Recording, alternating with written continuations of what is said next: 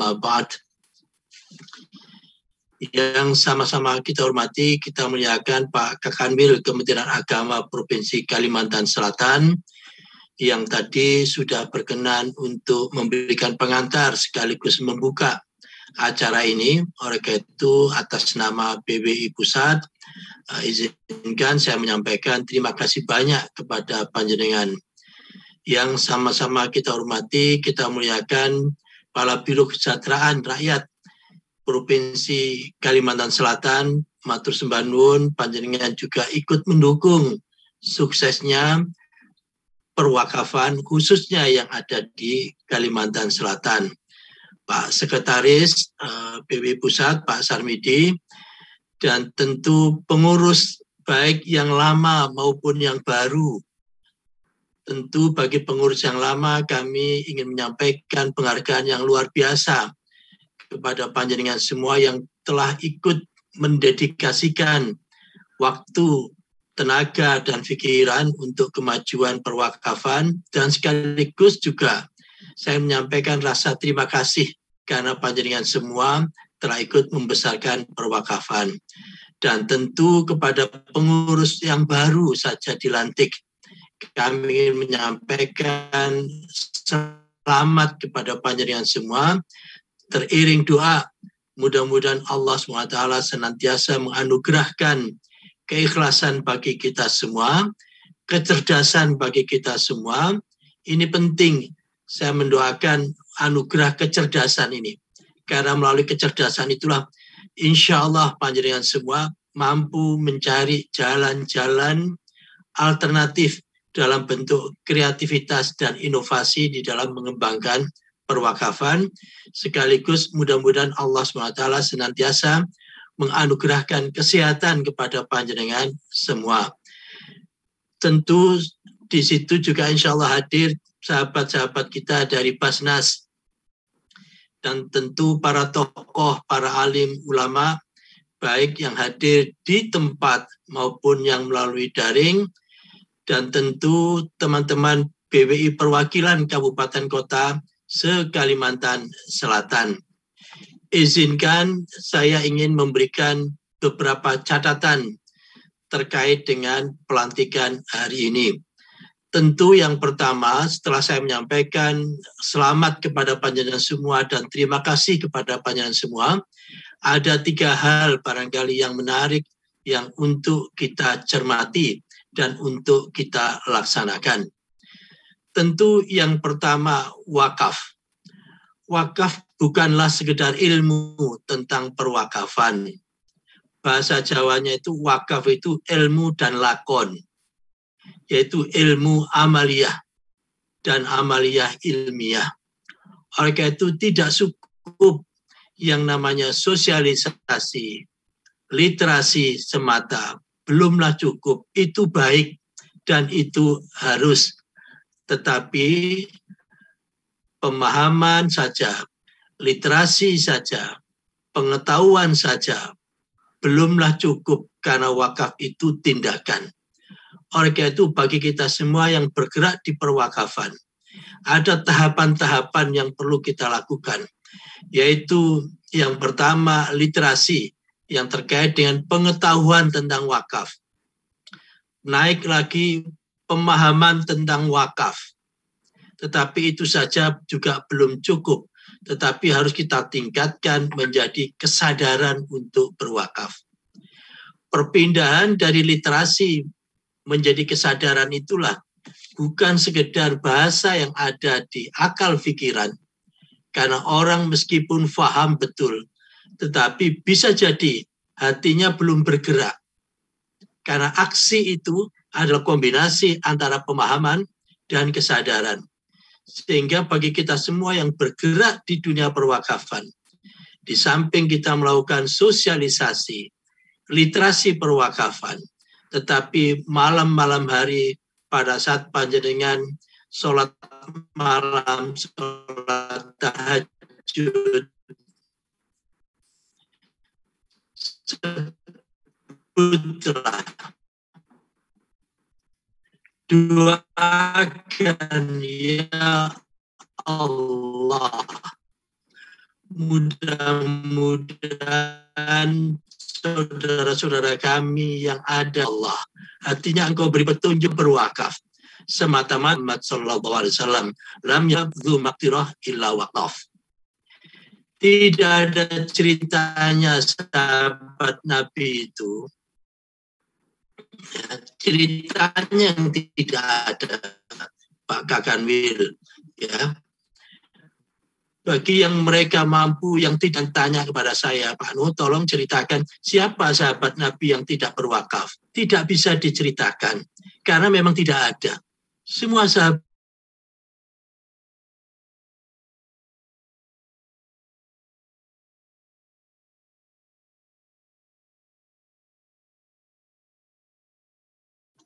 sebelum itu semua, mari kita tata niat kita dengan baik.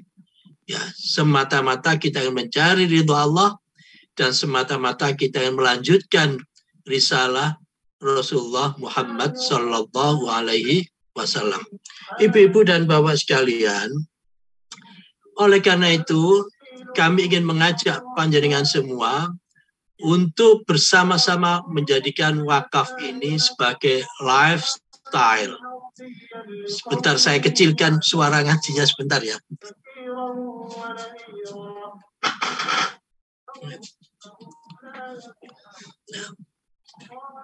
Terima kasih.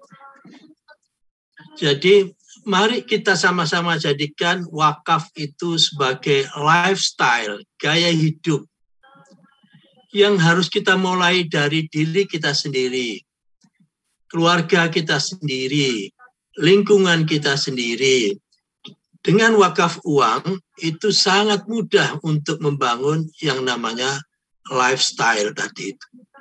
Misalkan saja, setiap kali kita sebelum rapat, ayo sama-sama kita buka HP kita untuk transfer ya ke rekening BWI Kalimantan Selatan, ke rekening siapapun lah begitu. Tapi sekali lagi ini harus kita jadikan sebagai habituasi, kita jadikan sebagai pembiasaan. Karena apa? Karena lifestyle itu dibangun atas pembiasaan. Kita biasakan setiap hari kita berwakaf entah 50.000, entah 100.000, berapapun. Setiap Jumat pun kita juga berwakaf, yang lebih besar lagi, demikian dan seterusnya. Insya Allah, kalau itu sudah kita jadikan pembiasaan, maka yang namanya lifestyle itu akan kita dapatkan. Itu yang pertama. Ibu-ibu dan bapak sekalian yang saya hormati, para pengurus BWI Kalsel yang baru, Pak Kakanwil, Kemenak, dan hadirin sekalian. Yang kedua, seperti yang disampaikan oleh Pak Kakanwil tadi di dalam pengantar, di dalam sambutannya, kata kuncinya ada di nazir. Kata kuncinya ada di nazir.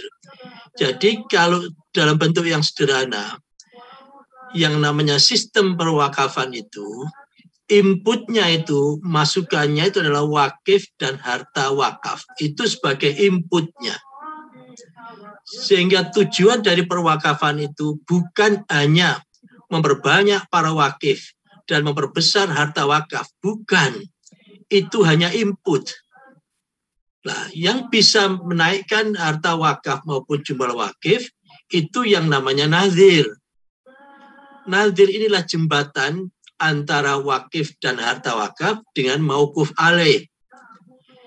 Mauquf alaih bisa menerima manfaat lebih besar lagi kalau si nazir tadi itu mampu mengelola, mampu menciptakan nilai tambah, value creation dalam bahasa bisnisnya. Sehingga dari value creation itulah, nilai tambah itulah yang bisa dimanfaatkan untuk para mauquf alaih. Dengan demikian kita pun juga ingin merubah mauquf alaih yang tadinya itu sifatnya pasif menjadi mauquf alaih aktif. Maknanya apa? Maknanya mauquf alaih tidak boleh terus-menerus menjadi mauquf alaih. Tetapi mauquf alaih harus kita jadikan, ya, sekarang masih menjadi mauquf alaih, tetapi berikutnya menjadi wakif dia. Dan itu sudah kita praktekkan melalui rumah sakit Ahmad Wardi yang tadinya Rumah Sakit Ahmad Wardi itu menjadi mauquf alaih, tapi sekarang dia sudah bisa menjadi wakif, sehingga mengembangkan rumah sakit baru atau mengembangkan dirinya bisa lebih besar. Oleh karena itu, Pak Ketua, mohon nanti penguatan nazir itu menjadi salah satu agenda utama. Kami di PWI sudah membentuk yang namanya LSP, Lembaga Sertifikasi Profesi Kenaziran, dan sudah resmi. Oleh karena itu nanti siapapun yang akan menjadi nazir, khususnya pengelola wakaf uang, maka dia harus lulus terlebih dulu melalui sertifikasi kompetensi perwakafan itu. Karena kita tidak ingin yang namanya harta wakaf itu menjadi wakaf, menjadi mandek, tidak bergerak kemana-mana. Tetapi justru kita ingin harta wakaf itu terus tumbuh, berkembang, dan seterusnya. Oleh karena itu kami sangat yakin ibu-ibu dan bapak sekalian panjenengan semua mampu, insya Allah mampu menggerakkan perwakafan yang ada di Kalimantan Selatan khususnya. Yang ketiga, kita ini tidak hanya menggerakkan perwakafan pada dasarnya, tetapi kita ingin mengembangkan yang namanya goalnya itu maqasidus syar'i, yaitu mengembangkan kesejahteraan. Oleh karena itu bukan lagi sekarang saatnya kita berkompetisi dengan Basnas, bukan. Ya, tetapi kita justru harus bersinergi dengan Basnas. Tentu dalam bahasa yang lain kalau kita pelajari sistem bisnis misalkan, awal dulu kali itu semuanya adalah melalui yang namanya semuanya harus saya, monopoli. Itu awal dunia bisnis itu adalah monopoli. Tetapi monopoli berkembang lagi menjadi kompetisi, musabaqah, ya, kompetisi. Dalam kompetisi ada yang kalah dan ada yang menang. Tapi berkembang lagi menjadi yang namanya sinergi, muawana. Daripada yang satu kalah, yang satu menang, kenapa kita tidak win-win, saling menang? Musabaqah, biarlah musabaqah itu di musabaqah tilawatul Quran. Tetapi antara Basnas dan PWI sudah selesai, tidak perlu lagi bermusabaqah, tetapi harus bersinergi, bermuawanah. Karena apa? Karena karakteristiknya memang berbeda. Kalau di wakaf itu semua aset-aset wakaf itu ibaratnya adalah untuk diinvestasikan. Bahasa modernnya atau bahasa bisnis sebagai capital expenditure, belanja modal. Tetapi ya kalau di zakat, infak, sedekah itu adalah belanja operasional, OPEX dan CAPEX. Kalau rumah tangga gajinya itu habis dipakai untuk operasional bulanan, tentu rumah tangga itu tidak akan tahan lama karena dia tidak punya investasi. Perusahaan pun juga demikian, negara pun juga demikian. Oleh karena itu sungguh luar biasa Rasulullah Muhammad SAW dari awal beliau, kalau kita terjemahkan dalam bahasa kekinian, beliau sudah mendesain yang namanya OPEX, operational expenditure, setiap tahun habis, zakat, infak, sedekah memang untuk operasional keumatan, tetapi beliau juga mewanti-wanti ada yang namanya CAPEX, capital expenditure,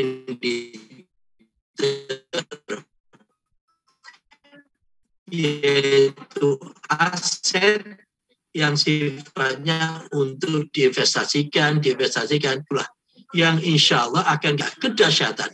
Oleh karena itu, dengan BPKH telah bersepakat untuk mendirikan rumah sakit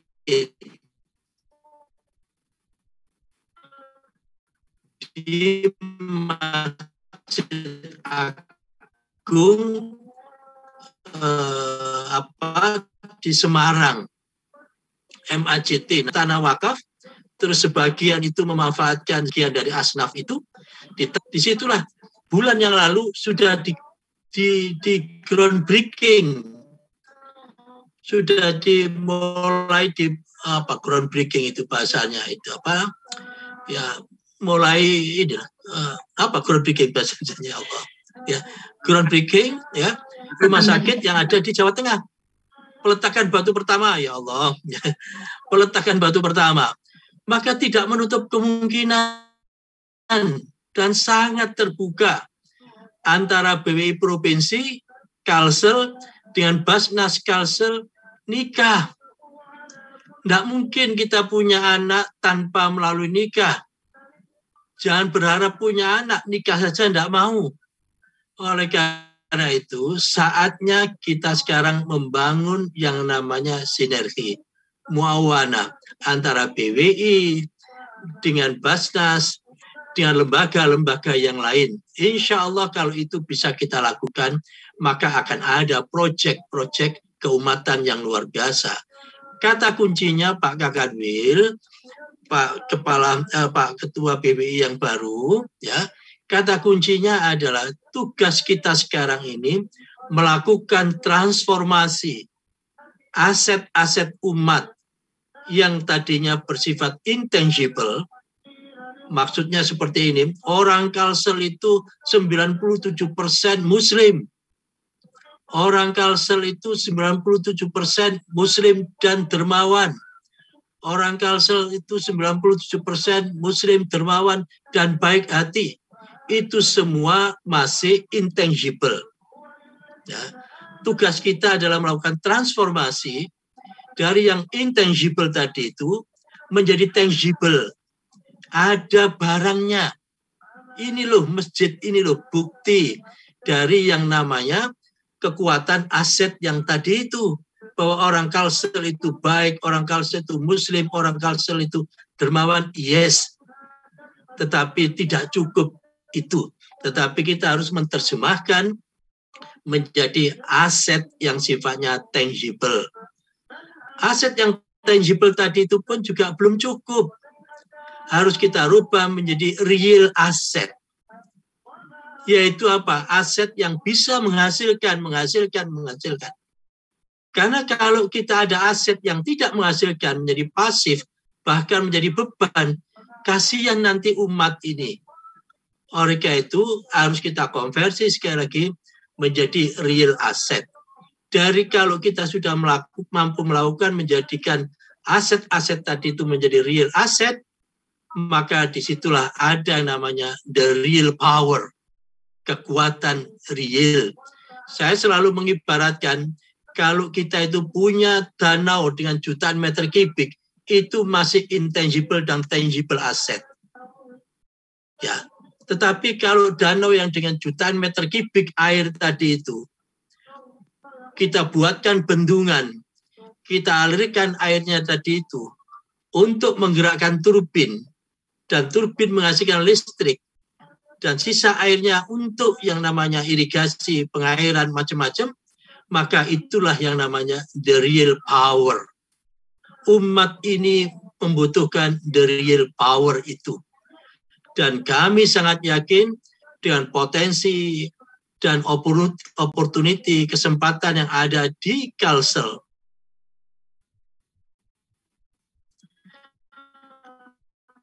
Kami yakin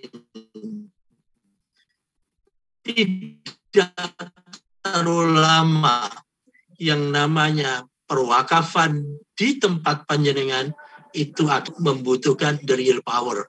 Oleh karena itu apa? Oleh karena itu untuk kesejahteraan, meningkatkan kesejahteraan. Saya tidak terlalu sering menyampaikan bahwa itu untuk nanti, ya, wakaf itu pahalanya untuk nanti, iya, wakaf itu untuk sekarang dan nanti, ya, sekarang dan nanti, dua-duanya satu paket. Nah, kalau itu bisa kita lakukan, kita punya the real power tadi itu, kita bisa meningkatkan kualitas dakwah kita karena kita punya sumber energinya. Ya, tidak mungkin sistem dakwah itu menghasilkan uang, tidak mungkin, susah. Karena memang karakteristik dari dakwah itu adalah cost center, perlu uang. Sehingga apa? Sehingga yang kita perlukan adalah kita harus punya usaha yang menghasilkan uang tadi itu, menghasilkan nilai kesejahteraan untuk mendukung dakwah tadi itu. Tetapi ujungnya yang tidak kalah penting, Pak Kakanwil, Pak Kepala Biro Kesejahteraan maupun Pak Ketua BWI yang baru, ujungnya itu yang paling mahal menurut saya, ya, itu adalah martabat, ya, marwah. Jadi umat ini, apa yang namanya yang disampaikan oleh Rasulullah, al-Islamu ya'lu wa la yu'la alaih itu, ya, yang sudah sangat sering kita dengar. Gimana ceritanya al-Islamu ya'lu wa la yu'la alaih? Kalau kita masih peminta-minta, tidak mungkinlah martabat itu bisa dibangun kalau mentalitas kita masih peminta-minta. Oleh karena itu, kenapa di awal tadi itu kita bangun yang namanya lifestyle berwakaf itu adalah lifestyle memberi. Memberi. Hidup itu memberi, bukan meminta, bukan lagi menerima, tapi memberi. Karena hakikatnya yang kita terima itu adalah apa yang telah kita berikan. Sehingga ibaratnya kita itu hidup itu berada dalam dom. Dalam dom yang sangat besar. Kalau kita tidak berbicara apa-apa, ya tidak ada suara apa-apa. Tapi kalau kita bicara A begitu, maka pantulannya akan A pula. Kalau kita bicara B, maka pantulannya akan B pula. Oleh karena itu kita biasakan memberi. Sehingga derajat yang paling tinggi itu adalah memberi. Di bawahnya lagi adalah menerima. Di bawahnya lagi adalah meminta. Di bawahnya lagi adalah peminta-minta. Itu. Kita tidak ingin masyarakat kita, umat kita itu kena penyakit yang namanya peminta-minta ataupun meminta itu.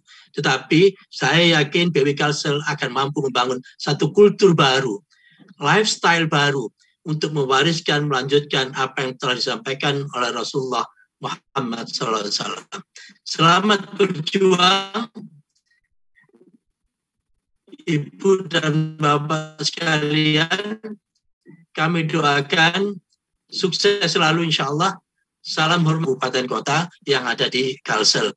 Mudah-mudahan dalam waktu yang tidak terlalu lama nanti saya bisa berkunjung silaturahim ke tempat panjenengan di Kalsel, di Banjarmasin. Ya, itu sudah lama saya tidak berkunjung ke sana. Itu sekaligus silaturahmi dengan panjenengan semua dan tokoh-tokoh yang lain. Demikian, sekali lagi mohon maaf kalau yang khilaf. Wassalamualaikum warahmatullahi wabarakatuh. Wallahu muwaffiq ila aqwamit thoriq. Wabillahi taufiq wal hidayah. Wabiridha wal inayah. Wassalamualaikum warahmatullahi wabarakatuh. Sukses semuanya.